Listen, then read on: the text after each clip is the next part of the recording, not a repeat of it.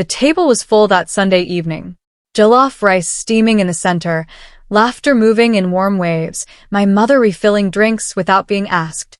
It was the kind of dinner that felt solid, the kind that makes you forget, for an hour, that anything between people could be complicated. My brother Emeka was at the head of the table. He always found his way there, not because anyone assigned him the seat, but because he moved through rooms the way water moves downhill, claiming the lowest point as his throne. He had been talking for 20 minutes straight, stories about a business deal, a contact he had impressed. Then, during a pause that felt accidental, he turned and looked directly at me. The smile did not change, but something in his eyes did. It sharpened. He raised his voice just enough for the whole table to hear and said it plainly, as if stating a fact about the weather. She's always been a burden. Honestly, she still is. The laughter stopped. Plates went quiet. My mother looked at the tablecloth. My father lifted his glass and drank. No one said a word. And I sat there with my hands folded in my lap, my face completely still, and I let him feel powerful. My cousin Adiz caught my eye from across the table. Her expression said everything her mouth did not. I gave her the smallest nod, yes, but also not now. Everyone at that table was waiting for me to cry, or to argue, or to push my chair back and make a scene. That was the script they expected. Emeka had written it himself, and he was sitting back watching for the performance to begin. My mother murmured something about the food getting cold. My father told a short story about his week. The table restarted around me, like an engine coughing back to life. And I sat in my chair and said nothing. Not one word.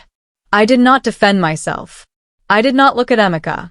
I picked up my fork and finished my food with a steadiness that surprised even me. I felt the trembling somewhere deep in my chest, the kind that happens when your body understands an injury before your mind does. But nothing showed on my face. Nothing reached the surface. Emeka laughed at something someone said and poured himself more water. He thought my silence was surrender. He thought quiet meant broken. He had always made that mistake. And I had always, until that evening, let him make it uncorrected. Driving home that night, I let myself feel it. The tightness in my throat. The heat behind my eyes. The specific shame of being reduced to a single ugly word in front of every person you grew up alongside. I sat in the parking lot outside my apartment for 20 minutes before going inside. I needed to understand what had happened, not just what it felt like. And what I understood, sitting in that quiet car, was that this had not come from nowhere. I began pulling up memories the way you pull books from a shelf. Christmas 2 years ago when Emeka joked about me depending on our parents too long.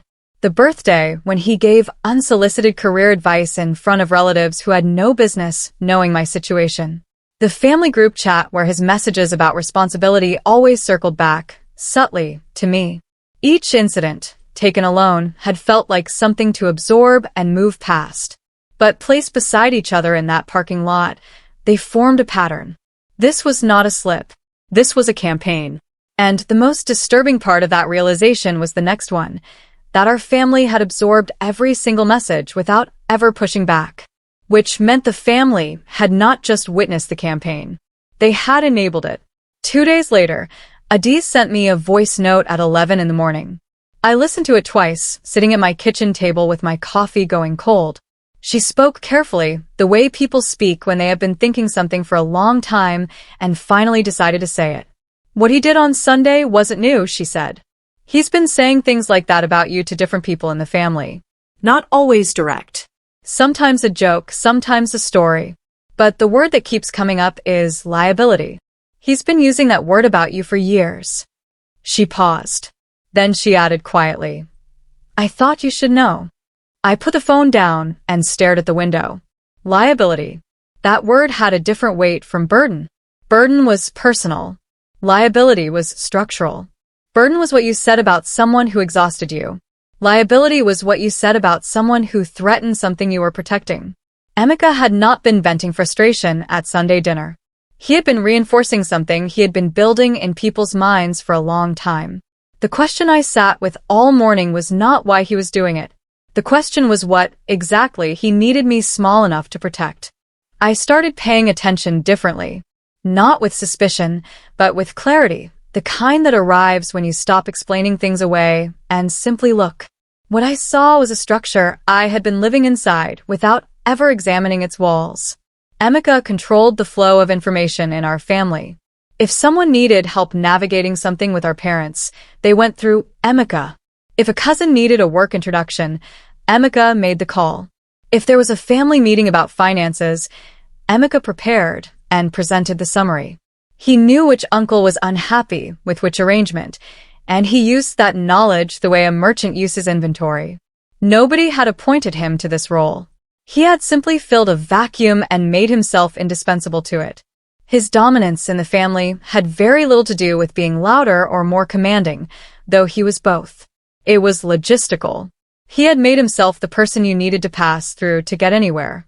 And I had spent years, without realizing it, routing myself around him, staying quiet in meetings, declining invitations where he would be central, shrinking my footprint in family spaces to avoid friction.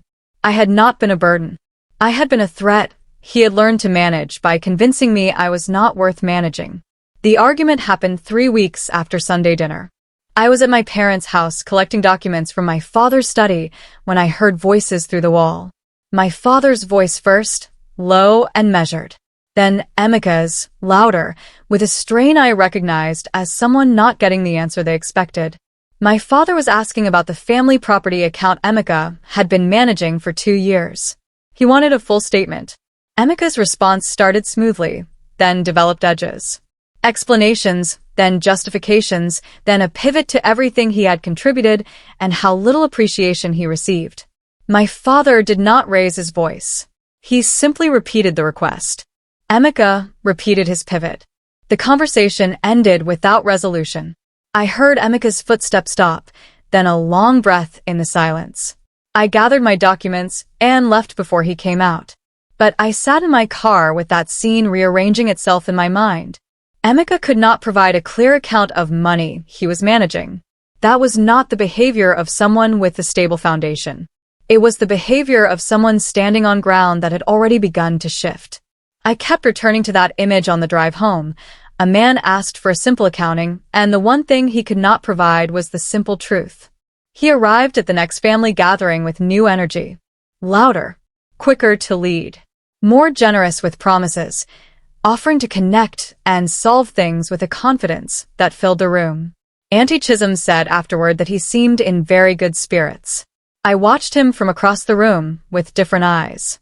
I had grown up being taught that loud confidence was the sign of inner security.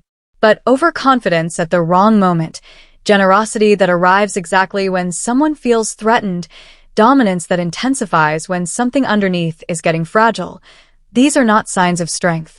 They are symptoms of fear wearing strength's clothing. Emeka was performing. He was performing for an audience he needed to keep believing in him because if they started asking questions the way my father had quietly begun asking, the entire structure he had built would require examination. I did not say any of this to anyone. I did not need to. I had learned in the weeks since Sunday dinner that the most useful kind of knowledge is the kind you hold quietly and do not spend until the moment it is worth most. His loudness that evening was not power. It was the sound a structure makes when it starts to feel the pressure. Auntie Ngozi came to visit on a Thursday afternoon. She was my father's eldest sister, a small, deliberate woman who reminded me of a closed book, patient, substantial, not easily opened. She sat at my kitchen table and drank her tea without speaking, which was her way. Then she reached into her bag and placed a brown folder on the table between us. I have been thinking for some time about when to show you this, she said. I think the time is now. Inside were photocopied documents, some yellowed at the edges with age. The top sheet was a trust document set up by my paternal grandfather 14 years ago, before he died. It outlined the distribution of certain family assets. I read through the names of the designated parties. My name was there. Not as a secondary mention, not as a conditional recipient. My name was listed as a co-beneficiary with specific rights attached to a property and an investment holding I had never known existed. I looked up at Auntie Ngozi. She was watching me with the expression of someone who has been carrying a weight they're finally ready to set down. Your grandfather did not want it announced, she said. He wanted it found when it was needed. I spent the following week reading the trust document, the asset schedule it referenced, the property registry entries I found through a public search. I asked Mrs. Obiora, an estate lawyer my former colleague had recommended, to review the documents without telling her the full family context. She called me back on a Wednesday evening with the careful precision of someone delivering significant news. The trust was valid. The asset holdings were still structured as described. The investment holding had grown substantially over 14 years. As a named co-beneficiary, I had legal standing to assert that position, request a full accounting, and participate in decisions about how those assets were managed. None of this had been offered to me. I had never been told the trust existed. I had never received the accounting that, by the document's own terms, I was entitled to. I asked Mrs. Obiora, as neutrally as I could manage, whether anyone had been managing these assets informally. She said she would need to investigate properly. But the small pause before the sentence, the care with which she chose the words, told me she had already noticed something in the documents that concerned her. I drove home from that call with a key in my hand I had not known I was holding. Emeka called on a Saturday morning. His opening was casual, asking how I was, mentioning we didn't talk enough. It was the voice he used when he wanted something. I had grown up with that voice and knew its texture the way you know a sound heard 1,000 times. He circled for 4 minutes before arriving at his actual question, dressed as curiosity. Had I been speaking to anyone about family financial matters? Had I looked at old documents? He had heard, he said, that I had gone to see a lawyer. Not in an accusatory way, he added quickly. Just asking. I kept my voice easy and mild. I said I had been doing some financial planning, the kind everyone should do. I asked how his business was going. He answered, but his voice had changed. Still smooth, but something underneath, a low, careful vibration, the sound of a person monitoring the ground for shifts. When the call ended, I sat with my phone on the kitchen counter. He was watching me. He had not been watching me before Sunday dinner. Something had changed in his understanding of who I was, and he did not yet know exactly what.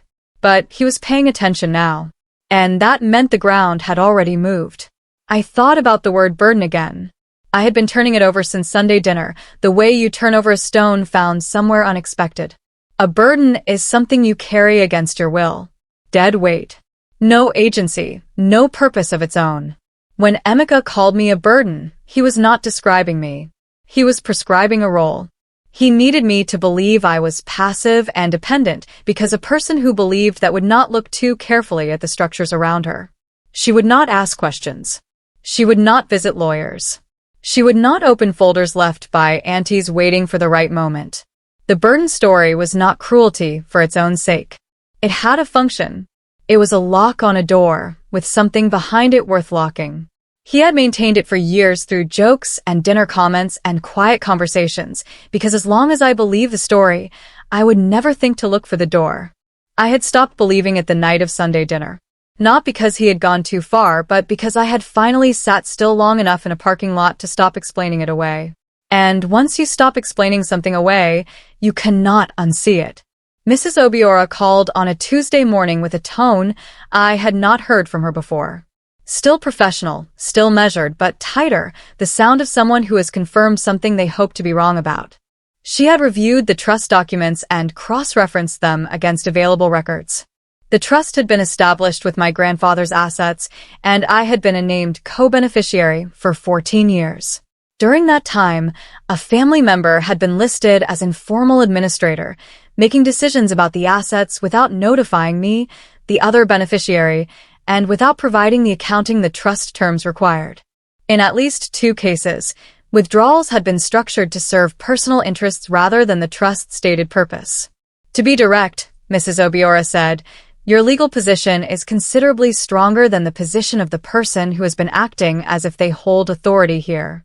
The trust document does not grant them the authority they have been exercising. You have not only the right to challenge this, but the standing to compel a full accounting and seek remediation. I wrote down the key words on a notepad. Stronger. Authority. Compel. Remediation. Emeka's dominance in the family had always felt built into the walls. I was now sitting with paperwork that said otherwise. My mother called that same evening.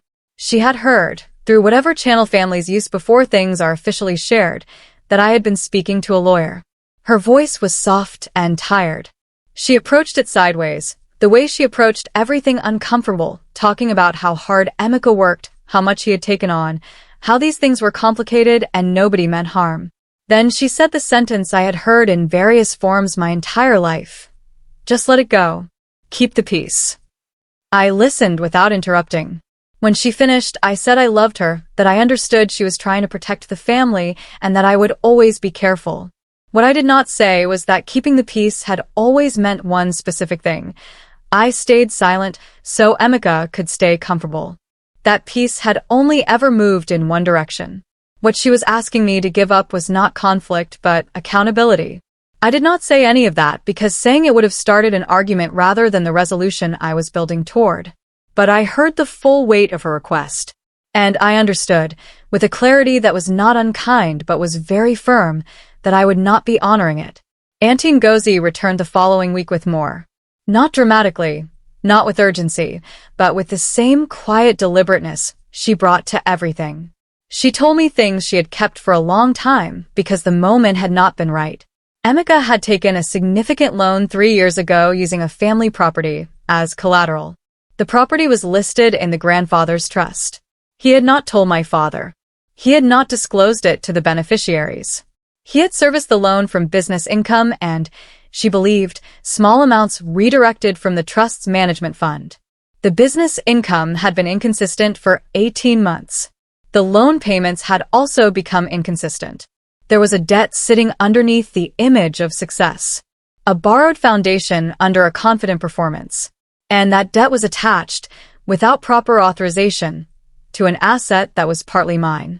The man who had called me a burden for years, who had made himself the family's central figure, who had positioned himself as the one who held things together, he was not holding things together. He was holding them up with money he did not fully have, secured against something he did not fully own. His power was not inherited. It was borrowed. And borrowed power has a due date. The family meeting that month was called by my father to discuss property maintenance.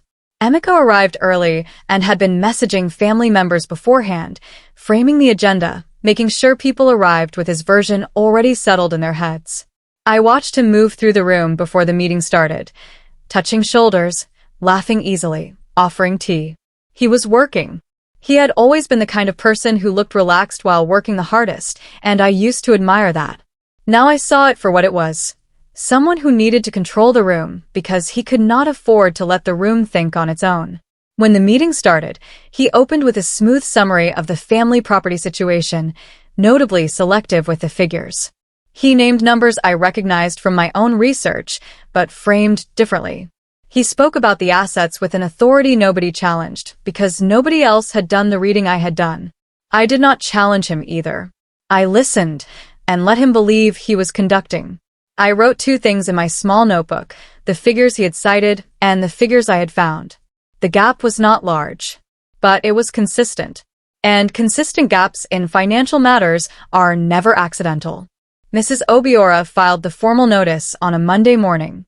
It was not dramatic. It was a document, sent through proper channels, asserting my rights as a named co-beneficiary under my grandfather's trust, and requesting a full itemized accounting of all decisions made on behalf of the trust's assets over the preceding 4 years. It also noted, in precise legal language, that any further actions taken without the consent of all beneficiaries would be considered unauthorized and subject to legal challenge. She sent me a copy, and I read it twice. 14 paragraphs. Thorough, unambiguous, and entirely quiet. No accusations. No drama. Just the formal establishment of a position that had always existed but never been exercised. I did not send Emeka a message. I did not tell my parents in advance. I simply let the document do what documents do, move through official channels at their own pace, and arrive where addressed. When Mrs. Obiora told me to expect a reaction within a week, I thanked her and made more tea. The most important thing I had learned through all of this was that the right move, at the right moment, requires almost no force. When the ground beneath something is already unstable, The smallest correctly placed pressure is enough to begin the shift. He called 3 days later. No warm-up, no casual opening. He started speaking before I finished saying hello, his voice controlled in the way things are when they're close to breaking. He said I was making a serious mistake, that I was listening to people who did not understand the family, that lawyers created problems where there were none, that he had spent years managing everything quietly and thanklessly, and this was how it was being repaid.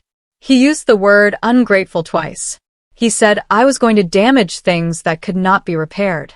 He did not shout, but the pressure behind his words was louder than shouting because it was so clearly held. I let him finish.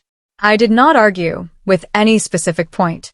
I said I had requested information I was legally entitled to, that I hoped the process would be straightforward, and that I believed it would be. I told him to have a good evening. He said my name sharply before the line went quiet. I set the phone down and sat with the silence. A man who has nothing to hide does not sound like that when asked for a financial record. He was scared. He had been managing something he could not account for, believing I would never ask. The formal family meeting happened not long after. My father, in his methodical way, had been asking quiet questions for longer than I knew, not just about the property trust, but about several shared arrangements. He eventually requested a meeting with all relevant documents on the table. Emeka arrived with a folder and a prepared presentation. But my father had also asked the family's longtime accountant, Uncle Femi, to attend. Uncle Femi had a way of looking at numbers the way a doctor looks at an X-ray, quietly, without emotion, noting what did not align. The meeting took 3 hours. Much of it was technical, but what I will describe is the quality of silence that fell at one particular moment, when Uncle Femi, holding 2 pages side by side, looked up at Emeka and asked why a set of figures appeared in one document but not in the corresponding one. Emeka gave an explanation. Uncle Femi asked a follow-up. The explanation grew longer. The silence around it grew shorter. My father looked at his hands. My mother said nothing. The room had stopped deferring to Emeka in the way rooms defer to people they believe. They were simply watching him. And that, once started, could not be undone. The weeks that followed had a different texture. I felt it in small exchanges, the way calls were or were not returned, who showed up to what, the conversations that happened outside Emeka's earshot. Biodun, who had for years gone to Emeka first for any family-adjacent favor, called my father directly about something. A family friend who had always deferred to Emeka on a shared property matter reached out to me instead. These were not dramatic developments. No one was staging a public reversal. But the quiet logistics of family trust were rerouting themselves. Emeka felt it. I know because his behavior sharpened. He became quicker to assert himself in small moments, correcting people at dinner, restating his position on things already settled, offering opinions on matters that had nothing to do with him. This was not confidence. This was the restlessness of a person who can feel the ground shifting and does not know how to stop it. He was losing allies not because anyone had turned against him, but because his influence depended entirely on people believing in it. And belief, once it begins to waver, does not respond to volume. He could speak louder. The room would simply hear less. He found me after Sunday lunch and pulled me aside into the hallway, deliberate and tight-jawed, the air of someone who had been preparing something. He told me I needed to understand my place, that I had always been protected by the family's patience and was now testing it, that I was making claims on things I had not earned and creating disruption where there had been harmony. His voice did not shake, but his hands moved too much, and his eyes did not settle on mine the way they once did when he was certain of his ground. He said I needed to stay in my lane. I looked at him, without speaking. In the past, I would have felt the familiar contraction, the urge to smooth things over, apologize for disruption I had not caused. But what I felt instead was something quiet and entirely clear. He was not speaking from strength. He was speaking from a position already compromised, and he knew it. The only tool he had left was the old one, the insistence that I was out of place. I said evenly, I appreciate you telling me how you feel. Then I walked back into the room. He stood in the hallway for a moment before following. 2 weeks later, I sat across from Emeka at my parents' dining table for the first time since Sunday dinner. There were only 4 of us.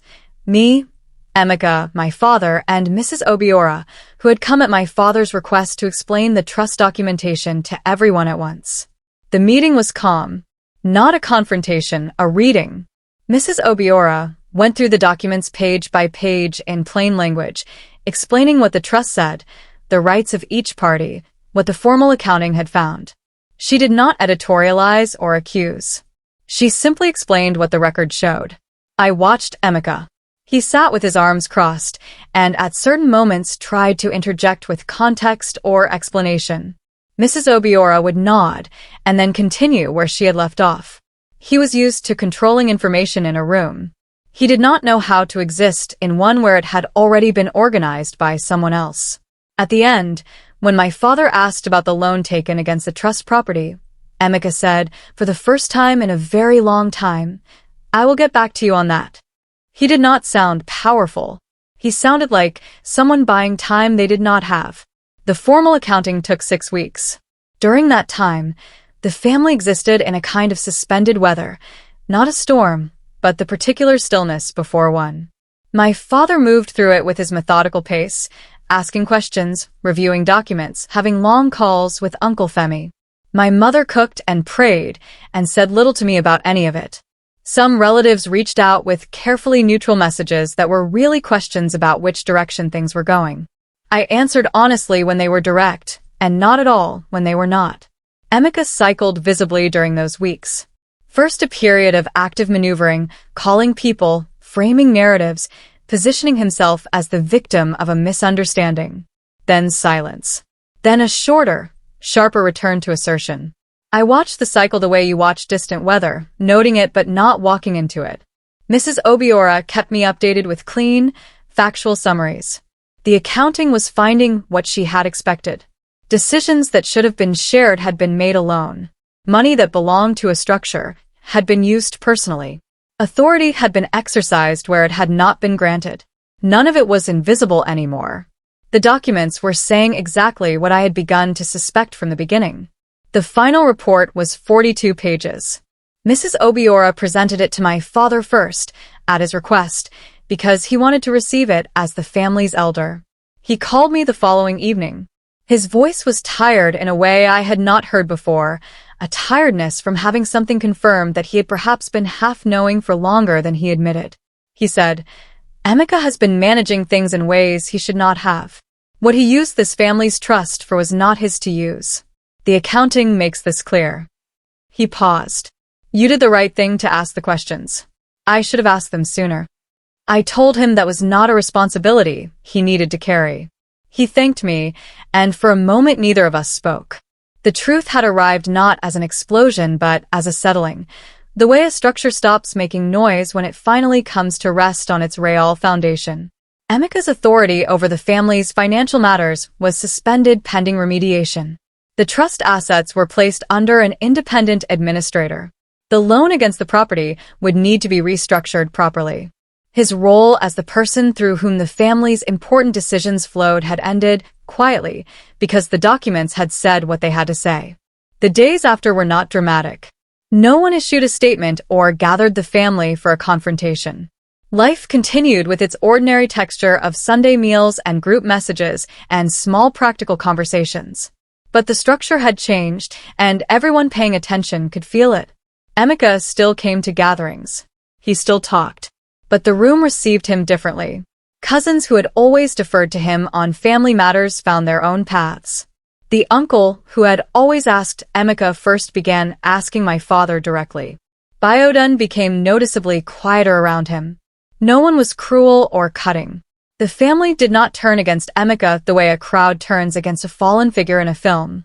What happened was quieter and more complete than that. People simply stopped organizing themselves around him. The introductions he once offered were no longer sought. The summaries he once provided were now checked against other sources.